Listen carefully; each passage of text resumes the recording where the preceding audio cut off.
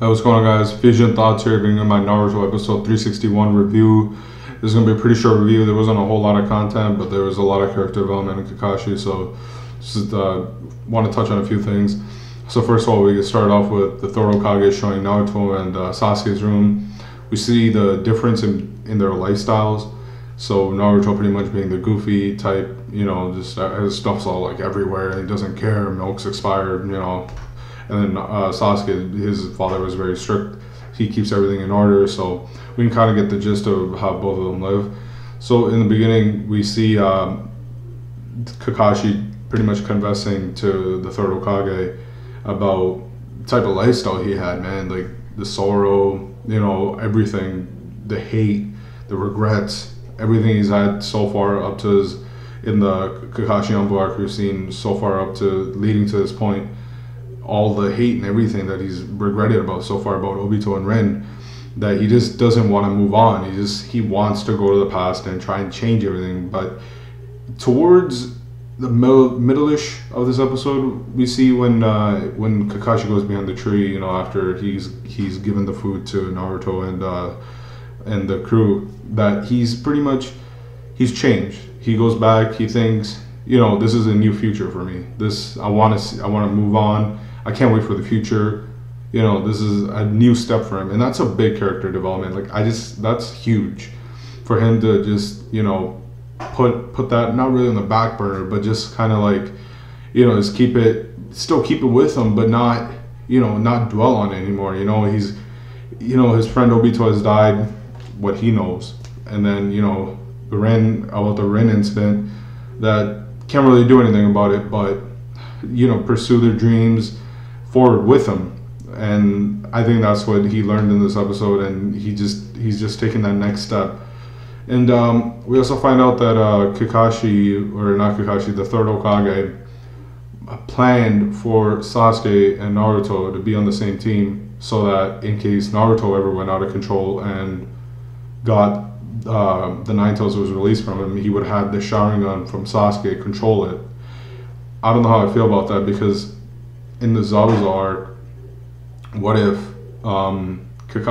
Naruto at that time, we know that he released a lot of Nine Tails chakra because he went into the rage when he thought that Sasuke died. What if it pushed him to the point where he was just 5, 6 tails into it, and say that Sasuke wasn't unconscious, he was still conscious? Do you really think that level of Sharingan could have done anything at that point? I don't think it would have been able to do anything. Come on, he only had 2 of the dots in his eyes, and there was just no way that he was going to control it. I don't even think Kakashi would have been able to control it.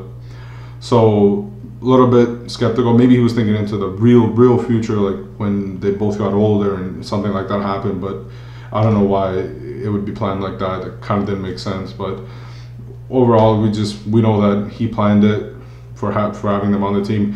And a little funny bit that we get, that Sakura is pretty much just there, this is no use for it, whatever. She's on the side, just put her in there.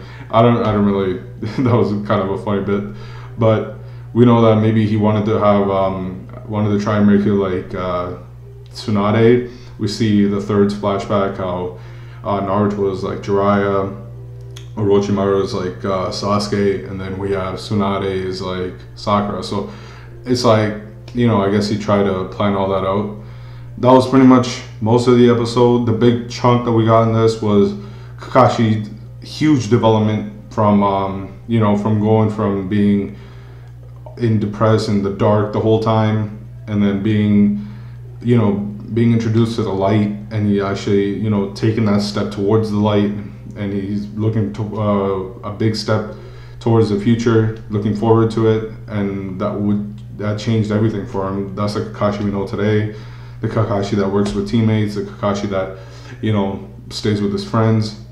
That's the type of Kakashi we know today. And we know that we found out that how Obito was kind of in the same situation, where he saw Rin die, he saw his friend Kakashi kill her, so he was in the same darkness.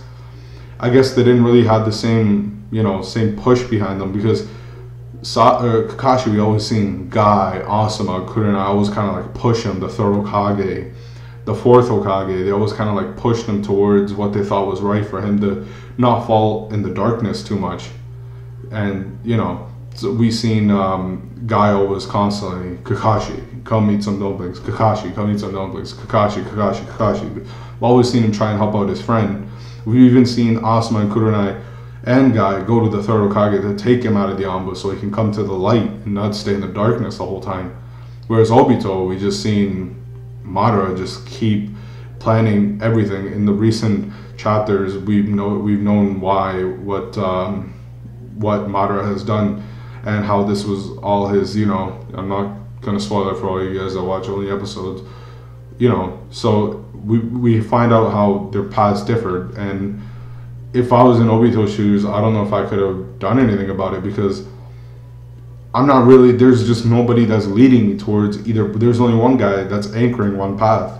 There's nobody trying to anchor me to the other one.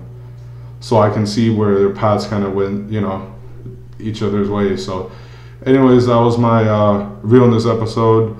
Give me your thoughts, guys. If you liked my review, please give me a like, subscribe if you haven't. New reviewer out there, any support I get is great. This has been